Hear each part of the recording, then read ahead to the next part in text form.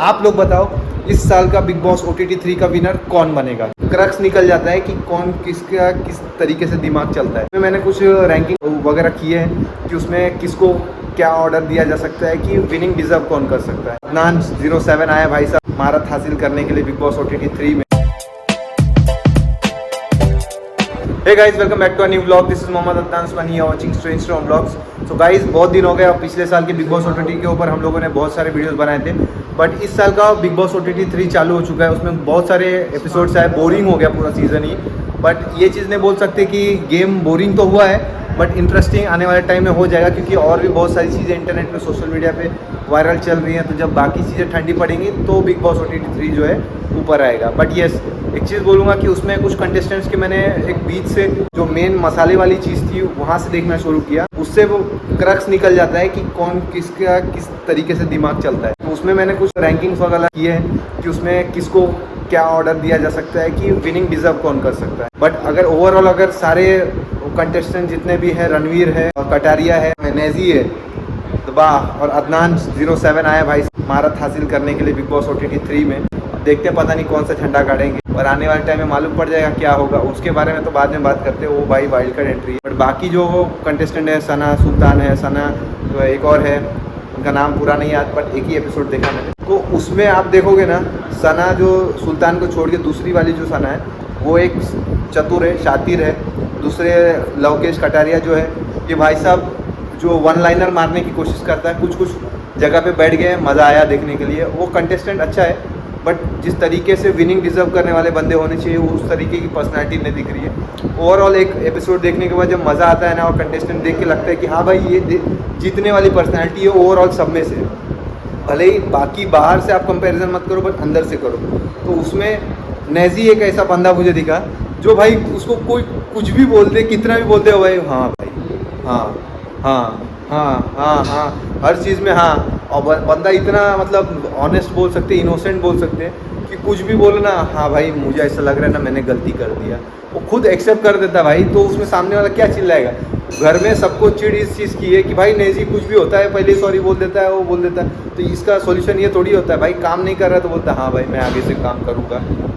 तो भाई यहीं पे जो चिड़ निकालने के लिए आ रहे थे वो चिड़ ही ख़त्म कर दी भाई ने। अब उन लोगों को चिड़ इस चीज़ की है कि ये चिड़ क्यों नहीं रहा है, ये मेन चीज़ है। और दूसरा, अदनान भाई साहब आया है, क्योंकि मैं भी अदनान हूँ, पर वो अदनान की बात कर रहा हूँ। तो अदनान 07 अभी वाइल्ड कार्ड एंट्री किया है। लवकेश कटारिया के साथ भाई साहब की जो ट्यूनिंग पहले से थी वो ट्यूनिंग बिगड़ती हुई दिख रही है, और ऐसे ही गेम था। और दूसरा है विशाल का गेम इतना नहीं दिख रहा है जितना सना एक है वो जो कैप्टन बनी हुई है अभी।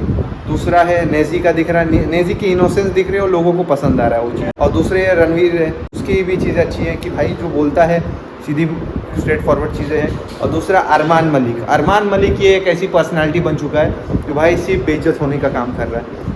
मतलब उसको देख के ऐसा लगता है ना, वो सुनने के लिए हर चीज़ में ऑर्डर देने, उसको हर चीज़ से प्रॉब्लम है। कोई बंदा अगर काम नहीं करा, उसकी मर्जी है तो उससे काम करवाना है भाई, उसको नहीं करनी है मत करे। बाद में जो वोटिंग का टाइम आएगा या एलिमिनेशन का टाइम आएगा, पब्लिक उसको देख लेगी उसको। तो उसमें तुम क्या हो वो तुम दिखाओ, दूसरे को मत फोर्स करो कि इसको यही चीज़ करनी चाहिए। वो तुम्हारे इशारे पे कठपुतली बनने के लिए तो नहीं आया कोई, ना तुम किसी के कठपुतली बनोगे। तो वो चीज़ें समझने वाली चीज़ होती है कि जब कोई गेम खेलने के लिए आए ना, तो कॉम्पिटिट सब कर रहे हैं, जीतने के लिए सब कोई आए। और ऐसा नहीं है कि हकदार कोई नहीं है इसमें से, जीतने का हकदार है साई केतन है, वो भी भाई अच्छा है, मतलब उसकी भी वो चीज़ अच्छी लगती है। बट आर्ग्यूमेंट वगैरह जो होते हैं ना, वो बेसलेस सेंसलेस हो जाते हैं, जो कि मज़ा नहीं आता देखने में। बाकी रैंकिंग में देखें तो सबसे पहले मुझे ऐसा लगता है जीतने के हिसाब से एक इनोसेंस और ऑनेस्टी जो है नेजी की है, जिसकी वजह से वो बंदा एक अलग जोन में है और बाकी सारे कंटेस्टेंट्स से ऑडियंस जो है उसको अलग तरीके से देख रही है। क्योंकि मैंने बहुत सारे सोशल मीडिया प्लेटफॉर्म से जो जेन्यून से वीडियोस डाल रहे हैं बिग बॉस के, उनके कमेंट सेक्शन में मैंने चेक किए, तो इसमें से नेजी को जो है भाई एक सॉफ्ट कॉर्नर अलग से मिला है। और दूसरे जो है कटारिया को भाई बाहर से सपोर्ट वैसे ही है। तो लवकेश कटारिया जो है ये भी कंटेस्टेंट अच्छा है। और विनिंग डिज़र्व करे या ना करे वो उन कंटेस्टेंट्स के ऊपर डिपेंड करता है कि वो किस तरीके से खेलते हैं। अगर वो स्मार्टली प्ले करते हैं तो वो जीतेंगे, और मेरे बोलने से या नहीं बोलने से तो कोई नहीं जीतने हारने वाला है, या बाहर बोलने से।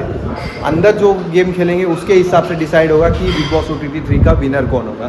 बाकी अदनान जो है अभी आया है जस्ट, अभी देखते हैं आगे क्या करते हैं। ओवर स्मार्ट तो सबको ही है, अपने आप को दिखाना भी चाहते, दिखना भी चाहते, पर वो वक्त बताएगा, उनका गेम प्ले बताएगा कि कौन कितना स्मार्ट है। तो बस यही है, आगे भी अगर आप लोगों को पिछले साल जैसे रिव्यूज़ दिए थे हमने, तो उस तरीके की चीज़ें आपको मिले। और आप लोग बताओ इस साल का बिग बॉस OTT 3 का विनर कौन बनेगा। मेरे हिसाब से अगर एक एपिसोड से मैंने क्रश निकाला तो नेजी एक डिजर्विंग प्लेयर है, दूसरी स्मार्ट और इंटेलिजेंट अगर कोई लग रहा है जो खिला रही है सबको, वो सना है जो कैप्टन है अभी टीम में, तीसरा रणवीर है, चौथा लवकेश कटारिया है, पांचवा अदनान 07 जो आया है वो लग रहा है, और छठवा जो है विशाल हो गया, और सातवां है मेरे हिसाब से एक और अरमान मलिक को मैं 5वें पे रखता हूँ भाई। अरमान मलिक भाई शातिर बंदा है, दिमाग है उसको। और कृतिका मलिक, उसका गेम नहीं दिख रहा है, वो एकदम हल्की फुल्की दिख रही है भाई। जो उसने बोल दिया, एक बार मना कर दिया, ये हो गया। नेजी का और उसका एक इंसिडेंट हुआ जिसमें उसने बोला कि मेरे हस्बैंड को अगर वो नहीं कर सकता तो उसके बिहाफ में इसने मुझे एलिमिनेट कर दिया। उसमें नेजी ने सिर्फ हाँ बोला, तो तुम उसके मुंह में शब्द डाल रहे हो, बंदा सिर्फ हाँ ही बोलेगा, बात ही खत्म हो गई ना। जब झगड़ना ही है तो वो तुम्हारी ही बात बोल के झगड़ देगा, उसको बोलने की क्या ज़रूरत। बट ये नेजी का एक चीज़ मेरे को अच्छा लगा कि वो बंदा कुछ भी बोलो, चाहे बुरा बोलो या अच्छा बोलो, वो बंदा एक्सेप्ट कर लेता है कि हाँ भाई मेरे से गलती होगी, और बाद में देर से रियलाइज़ होता है। बट वो चीज़ अच्छी लगती है कि भाई वो रियलाइजेशन है, उसको मालूम पड़ता है। और बोलते हैं कि जो काम दिया है, अरे टास्क के अलावा क्या होता है, जब जो टास्क दिया है मतलब ये झाड़ू मारना है, वो टाइम टू टाइम उसका काम कर रहा है, तो उसमें भी तुम कोई नुस्खे निकालोगे इस वजह से कि उसको फेवरेटिज्म मिल रहा है, तो ये गलत है भाई। तुम भी वो चीज़ कर सकते हो, वो इनोसेंस ले सकते हो, बट तुम शातिर प्ले होने की कोशिश करो तो भाई उधर बेवकूफ़ और मुखी खाओगे ही।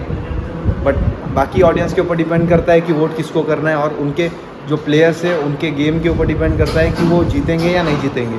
जीतना ना जीतना उनके हाथ में भी नहीं है, बट गेम खेलना उनके हाथ में, तो खेलेंगे अच्छा तो जीतेंगे। बाकी जैसे स्टे हेल्दी, जय हिंद, दुआ में याद रखना। वीडियो पसंद आया तो लाइक कर देना। बाकी और भी वीडियोज़ आएंगे, और एल्विश के ऊपर भी आएगा भाई, उसके पास भी आएंगे और उस वीडियो पे आएंगे।